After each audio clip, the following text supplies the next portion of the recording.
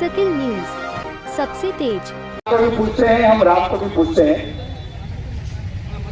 पातेला बस्ती में जो हमारे 42 घरों की बस्ती पर जिस तरह से अपराधियों ने उन पे हमला बोला, जानलेवा हमला बोला, उसके बाद वो परिवार इतना सहमा हुआ था, इतना डरा हुआ था कि उस परिवार ने इलाज कराने का सोचा, लेकिन वहां रहना है तो उनके नियमों के अनुसार रहना पड़ेगा, इस वजह से उन्होंने कंप्लेंट भी जारी नहीं कराई। जब हम अस्पताल में उस युवक से मिलने गए, युवक ने कहा, उसके परिवार ने कहा, वो डरा और सहमा हुआ था कि साहब हम तो कई वर्षों से ऐसी हालत में रह रहे हैं। मैं आपको बताते हुए दुख हो रहा है कि वहां की माताओं ने जो हमें कहा वो हमें आज याद है, और ये मजबूरी में कहना पड़ रहा है कि वहां की बच्चियों को 15 और 16 साल के अंदर शादी कराने को ये मजबूर है, क्योंकि इन विधर्मियों ने उनकी ऐसी हालत कर रखी है कि इनको सजा मिलना जरूरी है। ये किसी पार्टी पॉलिटिक्स की बात नहीं है। भारतीय जनता पार्टी के नाते हम सभी धर्मों का सम्मान करते हैं और संविधान उसको हक देता है, लेकिन अगर कोई किसी की लाइन क्रॉस करेगा तो उसकी मुंडी हम टपकाने की क्षमता रखते हैं। कुछ साथी यहाँ कह रहे थे कि पिछोड़ा में लात मारेंगे, अरे तुम्हारा पिछोड़ा ही नहीं रहने देंगे। अरे यहाँ कहीं यदि योगी और मोदी को याद करो, तुमको तुम्हारी औकात पता चल जाएगी। हम एक हाथ में माला भी रखते हैं, दूसरे हाथ में भाला भी रखते हैं। कुछ साथी हमारी राजनीति चमकाने के लिए कह रहे हैं, अरे इनके साथ अन्याय हो गया, ये ऐसा कर रहे हैं। अरे मूर्खों, जिस स्कूल में पैदा हुए हो, जिन वाल्मीकि के घर में पैदा हुए हो, जिस सतीश दास की बात करते हो, जिस गोरुकुवन की बात करते हो, जिस वीर कालीबाई कलासों की बात करते हो, ये इन मुगलों से ही लड़ी है, उन ईसाइयों से लड़े हैं हम लोग। शर्म आती है, क्यों आती है? जिन मंदिरों में, जिन कुल देवियों को, जिन हिंदू देवी देवताओं को गाली देकर तुम विधानसभा तक पहुंचे, तुम लोकसभा तक पहुंचे हो। मैं मेरे पूर्वजों को साक्षी लेके कहता हूं, हमारे वागड़ी की बात कीजिए, आनंद का फूस जाए जी, मारे प्रिय जाने नका खोज रखने में वहां में पूरा वंश खत्म खाएगा। जिन्होंने हिंदू देवी देवताओं को गाली दी है, जिन्होंने हमारी अस्मिता को चैलेंज किया है, चंद वोटों की खातिर वहां दावत में बैठते हैं, कहते हैं हम तो आपके भाई हैं। एक आदमी कह रहा था कल परसों कि हमारी कदकाठी मिलती है, वो हमारे भाई हैं। तो साले मुन्ने की तरह दाढ़ी रखते ना, हमको दिक्कत नहीं है, जाके नमाज पढ़ मस्जिद में।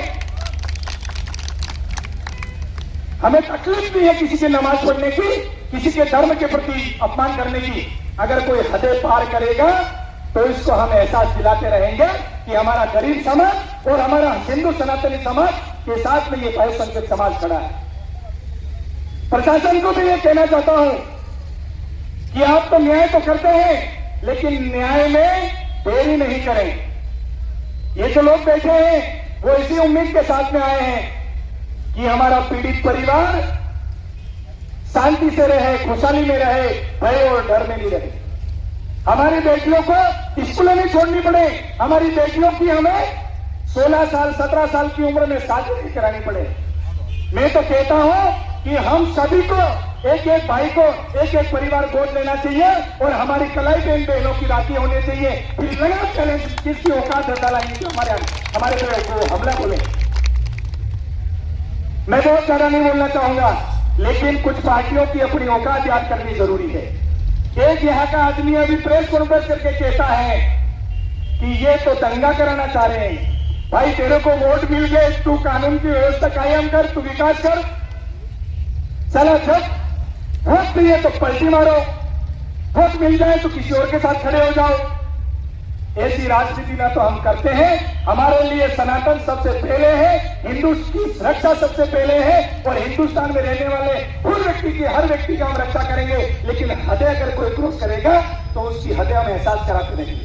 आप सभी सनातनी भाई आए, हम यह विश्वास लेते हैं और ये आपको संकल्प लेने की जरूरत है कि जहां कहीं भी ऐसे विधर्मी लोग हमारी बहन बेटियों पे, हमारे कमजोर भाइयों पे अत्याचार करेंगे, हम सब कुछ अपना त्याग करके बिना लोभ लालच के निस्वार्थ रूप से अगर गर्दन काटनी पड़ी या गर्दन कटानी पड़ी, दोनों शर्तों में हम इनके साथ खड़े। समय बहुत ज्यादा हो चुका। हमारे हरिजन समाज जो रात को जागकर इन नालियों को, इन सड़कों को सफाई का काम करता है, हमसे ज्यादा मेहनती है, उन बहनों को रात में जाने के लिए ये लोग छेड़ते हैं।